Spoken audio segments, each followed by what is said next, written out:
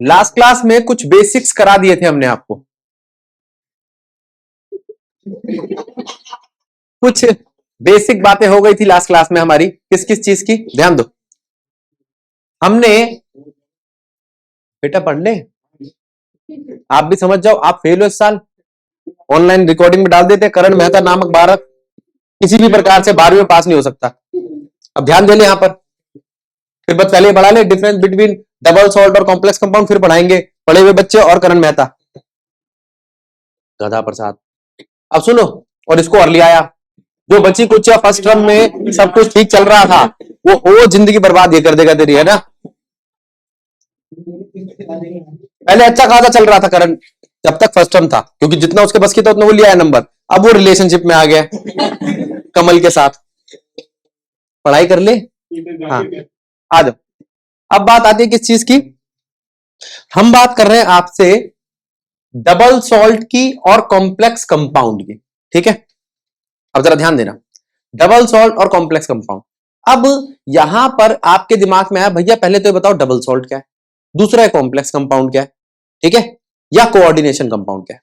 अच्छा, तो सबसे पहले हम इस चीज को देखते हैं। देखो ये क्या है, देखो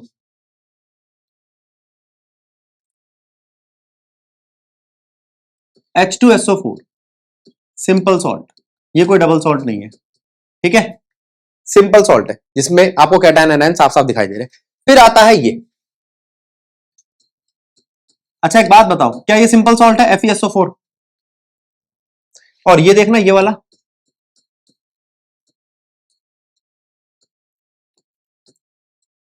मैं आपसे कहता हूं क्या ये दोनों अलग अलग सॉल्ट हैं?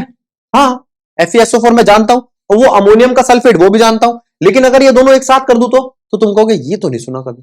यही है डबल सॉल्ट, यही है डबल सॉल्ट। अब मैं इसको इसकी क्रिस्टलाइन फॉर्म में लिख रहा हूं, ठीक है। तो ये एक साइंटिस्ट के नाम पे जाना जाना है, मोहर्स सॉल्ट, ठीक है, या आपके प्रैक्टिकल में यूज होता है।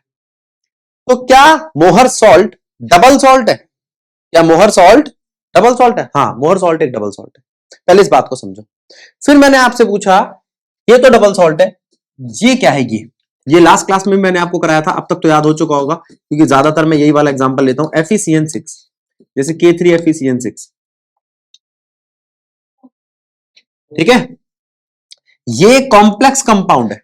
कैसा कंपाउंड है? तो तुमने कहा ठीक है भैया क्या फर्क है दोनों में? फर्क अब देखिएगा, जब मैंने इसको आयनाइज किया तो इसने सिर्फ आउटर आयन को ही आयनाइज किया, इसको आयनाइज नहीं किया, इसको आयनाइज नहीं किया। ये क्या है? ये है कोऑर्डिनेशन स्फीयर। ये क्या है? Coordination sphere. कोऑर्डिनेशन स्फीयर को इसने आयनाइज नहीं किया, तो इसने किसको आयनाइज किया? सिर्फ आउटर आयन को। फिर मैंने आपसे पूछा अगर मैं डबल सॉल्ट को करूं तो क्या वो सब चीजों को आयनाइज कर देगा? हाँ, उसने मुझे Fe दिया, सल्फेट दिया, अमोनियम आयन दिया, उसने मुझे 6 H2O दिए। देखो क्या क्या चीजें उसने मुझे आयनाइज करके दी है, कोई भी आयन छोड़ा, सब खोल के तो दे दिया। अब क्वेश्चन आता है आपके पास, अब मेरी बात सुनो। पहले मैं आपसे पूछ रहा हूं क्या ये आयरन का सॉल्ट है? हाँ। क्या ये आयरन का सॉल्ट है? हाँ, ठीक है। अब प्रीति, दोनों में से कौन आयरन का टेस्ट देगा? पहले वाला आयरन का टेस्ट दे रहा है, ये वाला क्यों नहीं दे रहा? मेरा क्वेश्चन ये है, तूने कहा कि भैया ये वाला टेस्ट दे देगा आयरन का, ये नहीं देगा। इसके पास आयरन है ही नहीं, ना फेरस ना फेरिक, ना ये फेरस का टेस्ट देगा ना फेरिक का टेस्ट देगा, क्योंकि ये तो FeCN6 है। तो क्या डिफरेंस है डबल सॉल्ट में और कॉम्प्लेक्स कंपाउंड में? कॉम्प्लेक्स कंपाउंड में आप सिर्फ आउटर आयन को ही हटाते हो, जो कोऑर्डिनेशन स्फीयर होता है उसको बदलते नहीं हो। लेकिन अगर आपसे बात की जाए डबल सॉल्ट की, तो डबल सॉल्ट में आपके पास सारे आयन्स आ जाते हैं अलग अलग।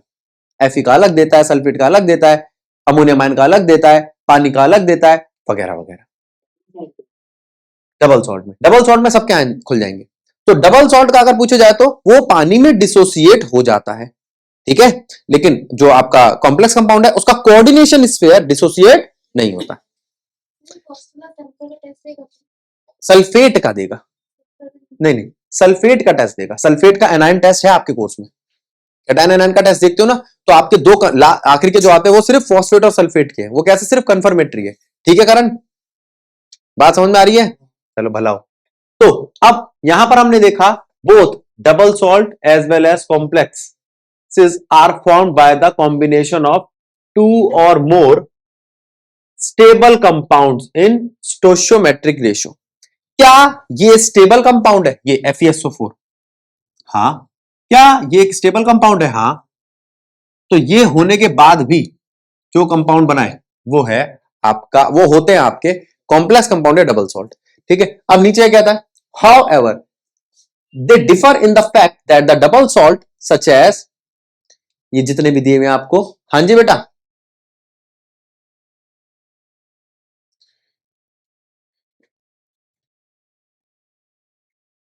वो बेटा आज थोड़ा सा इशू रहेगा, नेटवर्क का इशू है आज। ठीक है, लेकिन इसकी वीडियो बन रही है, जैसे अभी पहले वाली मिली है उसकी कॉम्प्लेक्स कंपाउंड की, इसकी मिल जाएगी। ठीक है, अब वो कहता है ये सब के सब डिसोसिएट हो जाते हैं सिंपल आयंस में, लेकिन कॉम्प्लेक्स कंपाउंड जो है वो डिसोसिएट नहीं होता। कौन नहीं होता? सिर्फ ये कोऑर्डिनेशन स्फीयर डिसोसिएट नहीं होता। कौन कौन डिसोसिएट नहीं होता? Coordination sphere. पहले तो आप इस बात को समझो। फिर इसके बाद हमने लास्ट क्लास में क्या कोऑर्डिनेशन कंपाउंड की बात करी थी तो जरा उसको देखो, क्योंकि अब एंटिटीज की बात करेंगे उसकी, ये कोऑर्डिनेशन कंपाउंड की एंटिटीज। पहले हम ये देखते हैं ये क्या है। याद करो, हमने लास्ट क्लास में आपको बताया था ये सेंट्रल मेटल एटम, ये और ये दोनों के दोनों लिगेंड्स हैं। क्या है? दोनों के दोनों लिगेंड्स। और बाहर अगर कोई होता तो वो क्या होता? Outer ion. क्या होता? बोलो, आउटर आयंस। तो यहां पर हमारे पास लिगेंड है, सेंट्रल मेटल एटम है या आउटर आयन है। तो कह रहा है एक कोऑर्डिनेशन, अब यहां पर वो कहता है कि ये तो चीज समझ में आ गई तुम्हारे। अब ये कोऑर्डिनेशन एंटिटीज क्या होती है? Central metal atom, outer ion, ligands, oxidation number या कोऑर्डिनेशन नंबर वगैरह वगैरह। क्या बात समझ में आई? बोलो, पहले यहां तक समझो।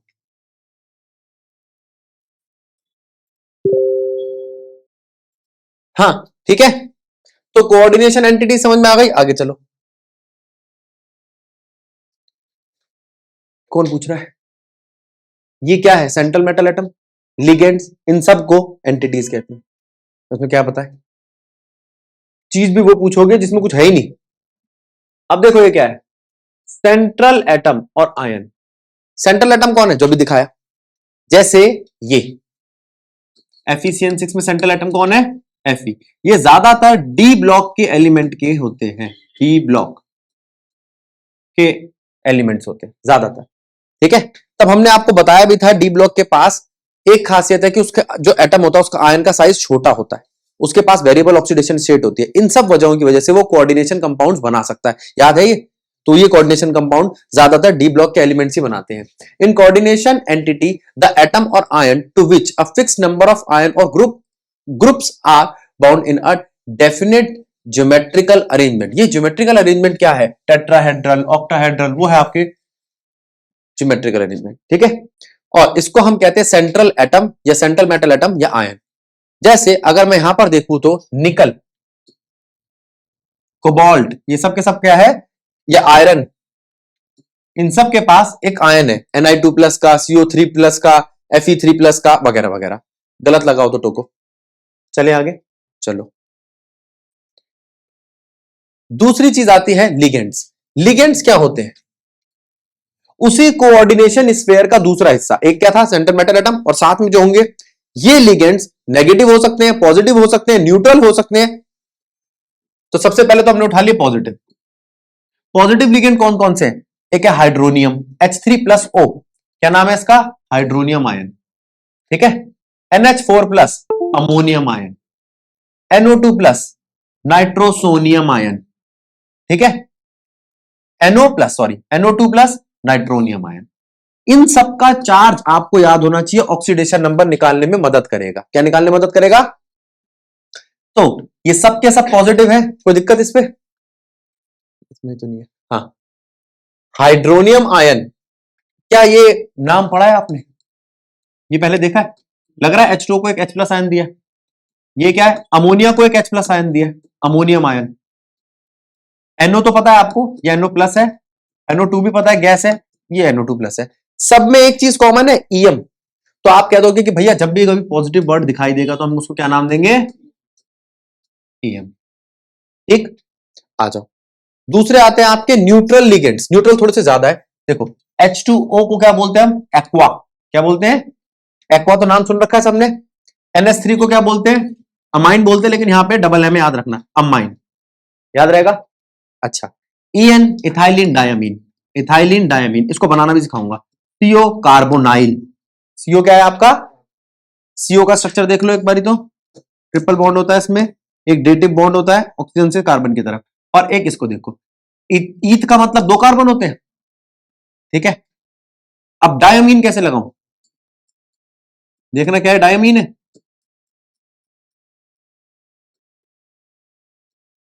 तो इसको आप बोल सकते हो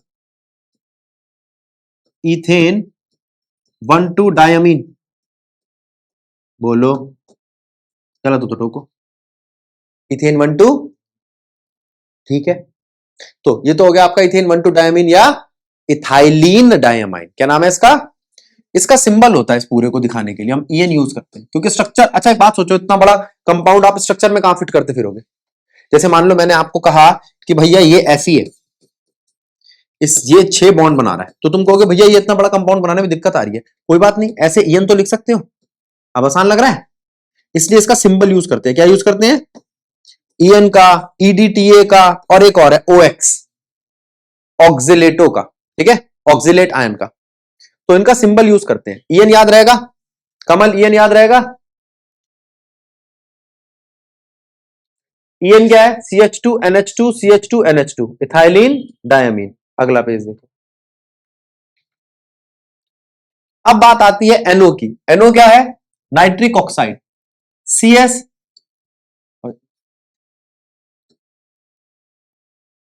थायोकार्बोनाइल। ठीक है, अच्छा, थायो वर्ड याद रखना, सल्फर के लिए यूज किया जाता है। किसके लिए यूज किया जाता है,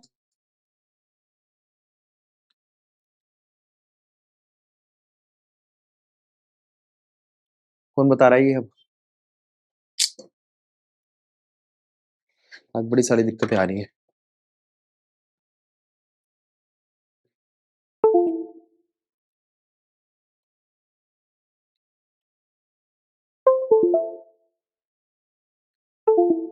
ये तो पॉजिटिव आयन पे रुक गया।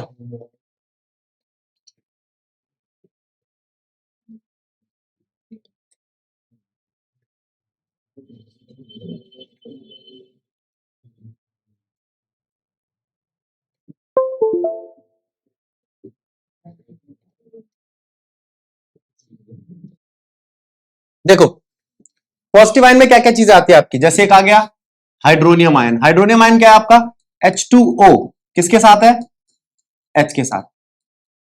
एक आ गया अमोनियम आयन। अमोनियम आयन में अमोनिया किसके साथ है, H के साथ है। NO2 प्लस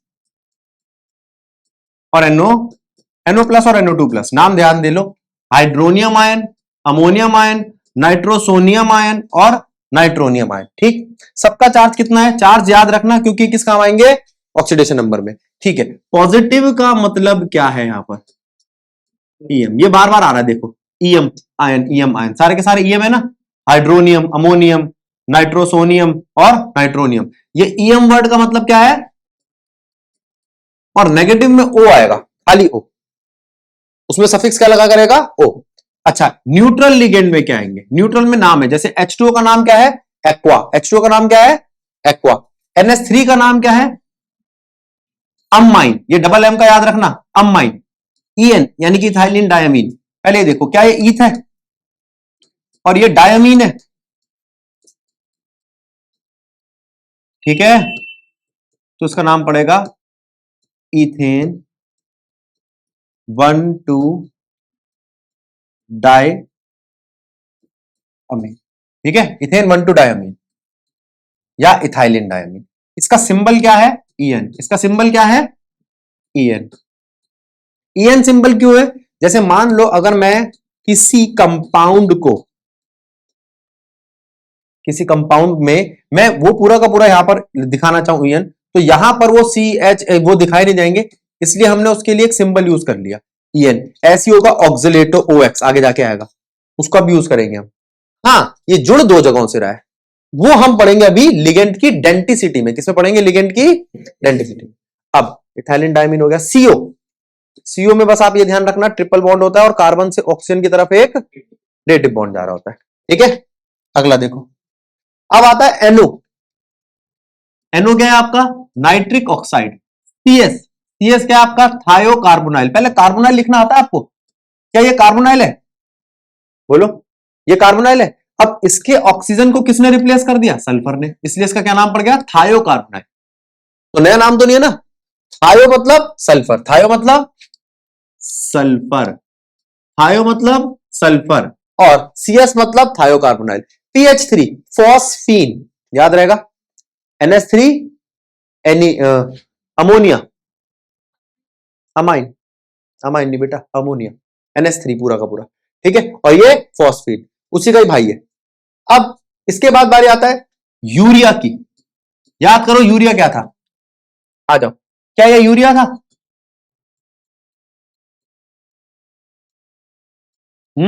ये यूरिया है। अब क्या है? क्या आ गया?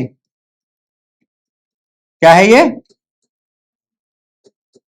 थायो यूरिया। क्या है ये? थायो यूरिया। ठीक, अब देखो इसको, ये क्या है? पायरिडीन। ये तो बहुत बार देख चुके हो ऑर्गेनिक में, पायरिडीन। डाइफिनाइल बहुत बार देख चुके हो।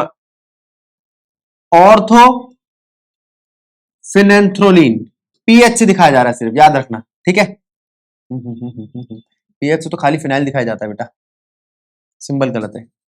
पीएच से दिखाया जाता है फिनाइल, ये इसका सिंबल है फिनाइल का, पीएच। CH3 का क्या है? मिथाइल। CH3 का क्या है? CH3 मिथाइल हो गया नाम। और क्या बचा? और इसमें से ज्यादातर आपने ऑर्गेनिक में पढ़ रखे हैं, इसको छोड़ के जिसपे स्टार बनाया है। आगे नेगेटिव, नेगेटिव में आप इसको जानते हो, halide, F-, Cl-, Br-, I-, fluoride, chloride, bromide, iodide, लेकिन इनका नाम क्या बनेगा? O, फ्लोराइडो। क्या होगा? फ्लोराइडो। वैसे फ्लोराइड भी चलता है, क्लोराइडो। O का मतलब, O का मतलब अगर O से टर्मिनेशन हो रहा है तो नेगेटिव। ब्रोमाइडो, ब्रोमो मत बोलना, ब्रोमो किसमें यूज होता था आपके ऑर्गेनिक में? आयोडाइडो। ठीक है, नहीं डाइडो। अब ठीक है, क्या लिख दिए? आयो डाइडो। अब ठीक है, हाँ लो। अब इसकी जगह क्या लगा दिया? लो, अब एम्बीडेंट क्या होते हैं? सुनो सुनो सुनो, अब मैं डेंटिसिटी समझाता हूं तुम्हारे को। अगर मैं आपसे पूछूं ये क्या है? Cl, Cl एक ही जगह से जुड़ेगा, मोनोडेंटेट। कैसा है? अब जरा इसको देखो, ये क्या है? ये दो जगहों से जुड़ेगा। कितनी जगहों से जुड़ेगा? यहां से भी, यहां से भी। ये डाइडेंटेट को क्या है ये क्या था? मोनोडेंटेट, ये डाइडेंटेट। अब देखो इसको CN को, CN कहां से जुड़ेगा? एक ही जगह से, या तो यहां से या यहां से, और है बीच में, या तो यहां से या यहां से। जो दो जगहों से जुड़ सकता है लेकिन एक वक्त में एक ही जगह से जुड़े, उसे बोलते हैं एम्बीडेंट। शिवा क्या बोलते हैं? एम्बीडेंट। एम्बीडेंट क्या होते हैं? जो दो जगहों से जुड़ सकते हैं लेकिन एक वक्त में एक ही जगह से जुड़ते हैं, जैसे CN। तो अगर CN ऐसे जुड़े C से तो क्या कहलाता है? नाइट्राइल। और N से जुड़े तो आइसोनाइट्राइल। अब बोलो, नाइट्राइल और आइसोनाइट्राइल। CN का नाम क्या है? साइनेटो, और NC का नाम क्या है? आइसोसाइनेटो। ठीक बात। अब CNS का मतलब फिर वही थायो आ गया, थायोसाइनेटो। बता चुका हूं मैं, थायो किसका नाम है? सल्फर का। किसका नाम है? थायोसाइनेटो, आइसोथायोसाइनेटो। ठीक है, फिर ये नाइट्रो, ये भी एम्बिडेंट है। हाँ, नाइट्रो अगर N से जुड़ा है तो नाइट्रो N, O से जुड़ा है तो नाइट्रो O। क्या ये बात समझ में आई कमल, जहरान, सार्थक? ठीक है, तो यहां पर आपकी बात आती है एम्बिडेंट की। CN, NC, CNS, NCS, NO2 minus, या ONO माइनस वगैरह वगैरह। इसका नाइट्राइटो नहीं, इसके नाइट्राइटो नाम है दोनों के। अब देखो NO minus nitrosyl, OH minus hydroxo, NH2 minus amido, H minus hydrido. ये बहुत कम देखने को मिलेगा आपको, H प्लस देखने को मिलेगा, ठीक है। NO2 minus nitro, CH3COO minus acetato ion, ठीक है। और O माइनस परऑक्साइड आयन, और O2 minus super oxide ion, ठीक है। कहां है बेटा, चेक कर लो पहले। NO, और ये देख ले यहाँ पे, नहीं नहीं नहीं नहीं, यहां पर NO3 होना चाहिए, ठीक है। आ जाओ अब इसको, डाइडेंटिसिटी का मतलब क्या हुआ, क्या इसका मतलब पता चला आपको? अगर आप दो जगहों से जोड़ो तो ऑक्सिलेटो, ठीक है। इस वाले को देखना, इसकी तो डाइडेंटिसिटी नहीं, डाइडेंटेट नहीं इनका नाम, चार्ज दो है, डाइडेंटेट सिर्फ एक ही है बेटा, ये, ठीक है। ये भी डाइडेंटेट है,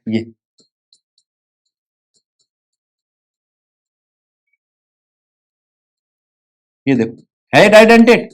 डेंटिसिटी का मतलब कितनी जगहों से जुड़ेंगे, हाँ इन सबका चार्ज -2 है, डाइडेंटेट सिर्फ एक ही है।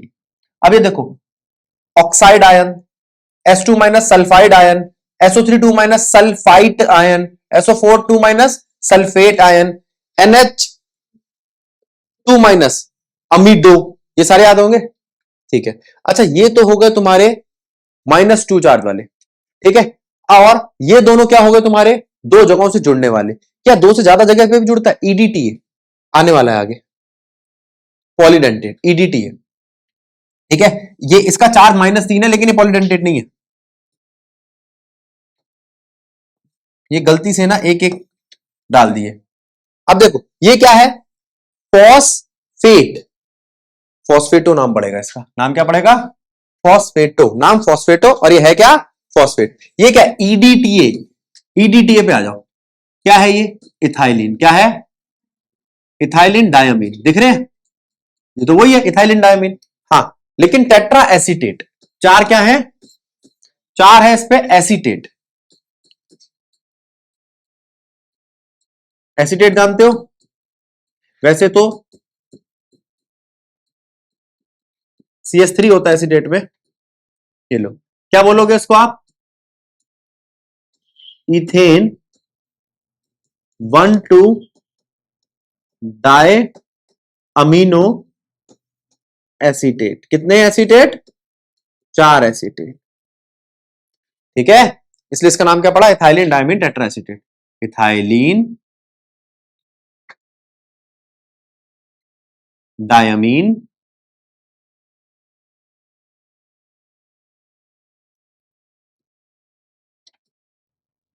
टेट्रा एसीटेट, ठीक है, याद रहेगा। EDTA स्ट्रक्चर में तो आता ही नहीं है कभी, बहुत बड़ा है ना, 4 जगहों से जुड़ेगा। कितनी जगहों से जुड़ेगा? 1 2 3 4, नेटवर्क गया लग रहा है ना। अब देखो यहां तक बात क्लियर हो गई, ठीक है, ये बात समझ में आ गई, पॉलीडेंटेट समझ में आ गए, ठीक है। चलो आगे, अब बारी आती है कोऑर्डिनेशन नंबर की, ये भी एक एंटिटी है, कोऑर्डिनेशन नंबर, ठीक है। आज नेमिंग का सिर्फ एक नाम लिखवा दूंगा, घर से जाके प्रैक्टिस करना, फिर उसके बाद नेक्स्ट क्लास नेमिंग की डालेंगे। कोऑर्डिनेशन नंबर क्या है? अगर आपको दिखाई दे रहा है ये एक सेंट्रल मेटल एटम है, और उसके साथ यहां पर 4 लिगेंड्स है, कितने हैं? अंदर की गिनने, सिर्फ कौन गिनने? लिगेंड्स, तो वो हो गए आपके। अब मेरे को बताओ आप देखकर कि कोऑर्डिनेशन नंबर क्या है बेटा, यहां बताओ कौन? देखो 6, और कई जगहों से 3 आवाज आई है। देखो भैया ये डाइडेंटेट है, कैसा है ये? दो जगहों से जुड़ने वाला, तो कितना हो गया? अब देखो ये क्या है? ये EN भी दो जगहों से जुड़ता है, EN भी भाई,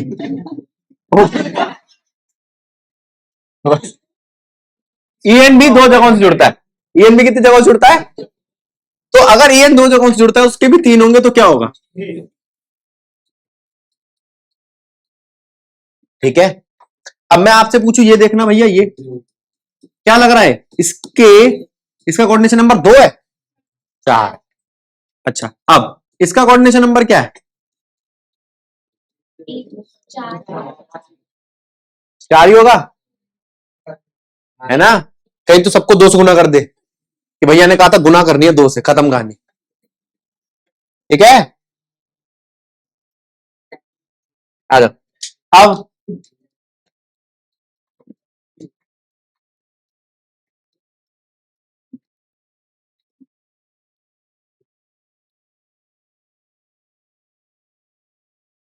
क्या है कोऑर्डिनेशन नंबर 6? रावण तू बता, इतनी मधुर हंसी है। अब देखो कोऑर्डिनेशन कोऑर्डिनेशन नंबर समझ में आ गए? छह बेटा, 1, 3 और 2, 6 हो गए। ठीक है, हाँ। तो कोऑर्डिनेशन नंबर तो समझ में आ गया। कितने लिगेंड सेंट्रल मेटल एटम की बाजू में बैठे उसे कोऑर्डिनेशन नंबर कहते हैं। तो यहां तक कोऑर्डिनेशन नंबर समझ में आ गया। अब दूसरी देखते हैं, कोऑर्डिनेशन स्फीयर। ये सारी गलती एनसीईआरटी की, आगे पीछे डाल रखा है सब कुछ। कोऑर्डिनेशन स्फीयर बता तो चुका मैं तुम्हारे को पहले, कोई बात नहीं। अब ये पूरा का पूरा जो डब्बा है, इसे क्या कहते हैं बेटा? ध्यान दे ले।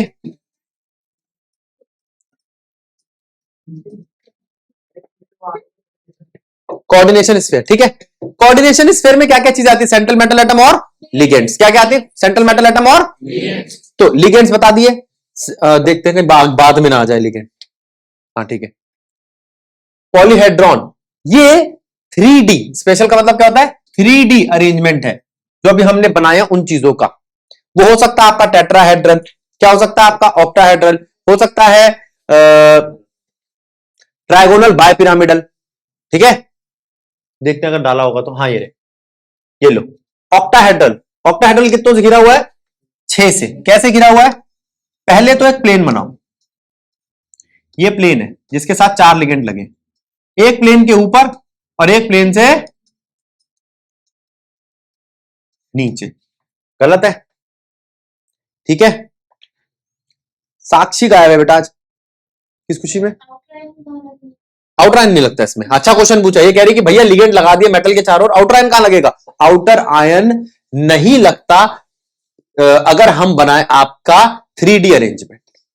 ठीक है, ये ना पढ़ने में बड़ी दिक्कत आती है मेरे को। पॉलीहेड्रॉन, अच्छा ठीक है। अब अगर इसको देखें तो टेट्राहेड्रल, ये सारे के सारे क्या होंगे प्रीति? लिगेंड्स। क्या होंगे? लिगेंड्स। मेटल और लिगेंड दिख रहा है तेरे को? फिर ये क्या होगा? ये अब तू कहेगी भैया ये तो पढ़ा था, ये तो मैंने पढ़ा ही नहीं।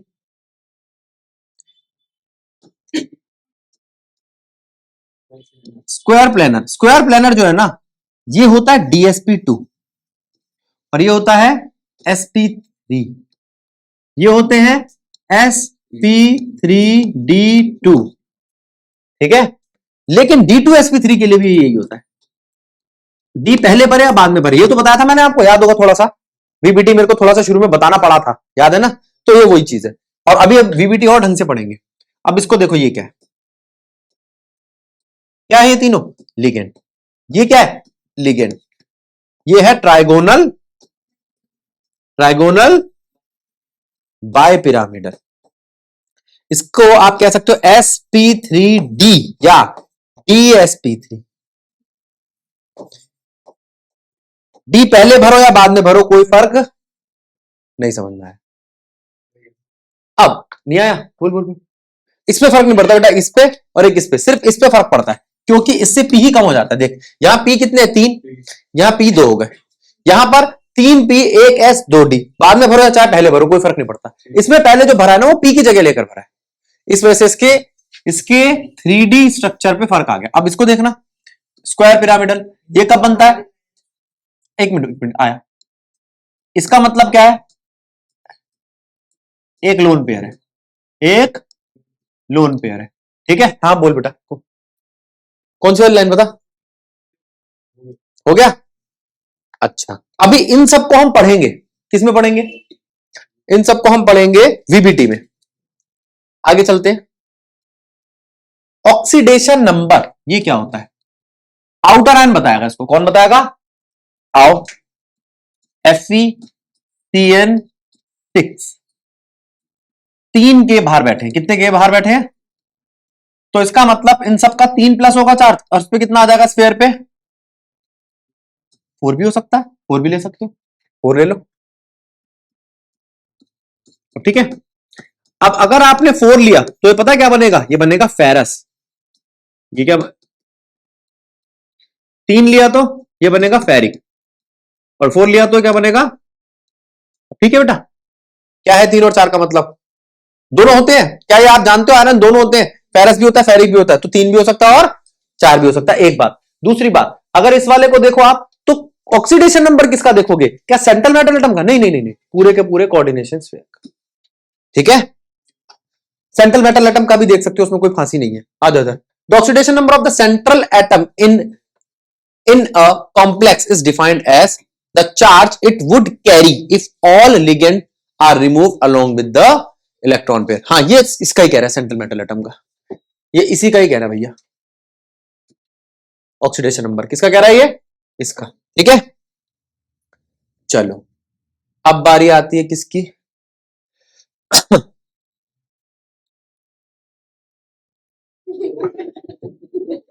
वो कॉम्प्लेक्स, सुनो, होमोलैप्टिक मतलब बोलते हुए लकवा मारते जवान को, और हेट्रोलैप्टिक। होमोलैप्टिक और हेट्रोलैप्टिक कौन है? मतलब बड़ा आसान सा है। होमोलैप्टिक का मतलब जिसके सारे लिगेंड्स एक जैसे हो, और हेट्रोलैप्टिक का मतलब जिसके लिगेंड्स अलग अलग, ठीक है। तो अब बताओ ये कौन सा है? क्या है ये? होमोलैप्टिक है कि हेट्रोलैप्टिक है? बोलो। होमोलैप्टिक। और ये क्या है? इसके साथ दो तरीके के लिगेंड नहीं है, ठीक है। अब ये नेमिंग के तरीके आ गए। अब नेमिंग कैसे लिखेंगे? अब इधर आ जाओ, देखो, क्या मैं आपसे पूछूं आप इसका नाम बता दोगे? पढ़ना क्या लिखा है? सोडियम क्लोराइड, पहले कैटायन का नाम बाद में एनायन का नाम, ये लिखने का तरीका, ठीक है। फिर मैंने आपसे कहा जरा इसका नाम बताना, क्या इसमें आपको कैटायन और एनायन दिख रहे हैं? K3FeCN6। सबसे पहले नाम में इसका ऑक्सीडेशन नंबर निकालो। आज सिर्फ एक एग्जांपल दे रहा हूं, नेक्स्ट क्लास में पूरा कराऊंगा। अब आउटर आयन का नाम देखो क्या है? पोटेशियम। क्या उसके साथ नहीं लिखोगे आप इसके ये नहीं आएगा, सिर्फ पोटेशियम। आउटर आयन में कभी भी बिस, ट्रिस, टेट्रा, पेट्रा कुछ नहीं आता, बस एक का नाम। अगर यहां पर 36 भी होंगे तो भी आप सिर्फ पोटेशियम लिखोगे, चाहे वो इधर हो चाहे वो उधर हो। मान लो 2 क्लोरीन होते, आप कहते भैया क्लोराइड, तो उसका नाम क्लोराइड आता, और कुछ आउटर आयन का नाम क्लोराइड आएगा, क्लोराइड आएगा। नहीं नहीं नहीं, बाहर होगा तो क्लोराइड आएगा, लिगेंड का नाम आएगा क्लोराइडो। अब इसका नाम क्या होगा? अब पहले लिगेंड का नाम, पहले हेक्सा। अब देख, अब लगा हेक्सा, हेक्सा साइनेटो, और इसका नाम फेरेट। अब मेरी बात सुनो, ये कैसा है? के पॉजिटिव। तो स्फीयर पे क्या चार्ज देगा ये? अगर आपका कोऑर्डिनेशन स्फीयर नेगेटिव है, कौन नेगेटिव है? अगर आपका कोऑर्डिनेशन स्फीयर नेगेटिव है, समझ रहे हो? अगर आपका कोऑर्डिनेशन स्फीयर नेगेटिव है तो इस सेंट्रल मेटल एटम का एंड 8 से ही आ जाता है। अब आपको नहीं भैया नेगेटिव ना होता तो नाम ये होता, तो ये लो पॉजिटिव है, हाँ, तो क्या नाम रखता मैं इसका? कितने अमाइन है? 4, tetra amine, 2 MA, tetra amine die chloro भी चलेगा वैसे, क्लोराइडो, और कोबाल्ट। कोबाल्टेट नहीं, नहीं 8 नहीं, 8 कब लगता है? जब ये होता है स्फीयर, याद रहेगा, याद रहेगा। अगर ये नेगेटिव होता तो क्या लगता? कोबाल्टेट। और यहां अब पैरेंथेसिस में रोमन लेटर में लिखा जाएगा इसका ऑक्सीडेशन नंबर। किसमें लिखा जाएगा? 1 2 3 नहीं, रोमन लेटर में। नाम लिखना आया? अब बताओ क्या ये आयन है या इसके बाहर कोई आउटर आयन बैठा है? ये तो आयन है, तो यहां आयन लिख दो। और अगर आउटर आयन लिखा होता तो उसका नाम लिखते। मान लो यहाँ पे क्लोरीन लिखा होता, यहाँ लिखा होता ऐसे क्लोरीन, तो मैं लिखता यहाँ पे क्लोराइड। क्लोराइड नहीं लिखा तो मुझे आयन लिखना पड़ेगा। अब बोल, सेंट्रल एटम का ऑक्सीडेशन स्टेट लिखना है। हाँ, oxidation state central metal atom के साइड में सेंट्रल मेटल एटम का ही लिखना है। कोबाल्ट का कोबाल्ट में, आयरन का आयरन में। अगर मान लो ये भी नेगेटिव ना होकर न्यूट्रल या कुछ और होता तो इसका नाम आता आयरन। ठीक है, अभी क्या है? फेरेट। अभी क्या है? क्या ये बात समझ में आई? अभी छोटी मोटी नेमिंग बताइए, नेक्स्ट पूरी क्लास नेमिंग पे ही चलनी है तुम्हारी। ठीक है, आज की कथा यही समाप्त करते हैं।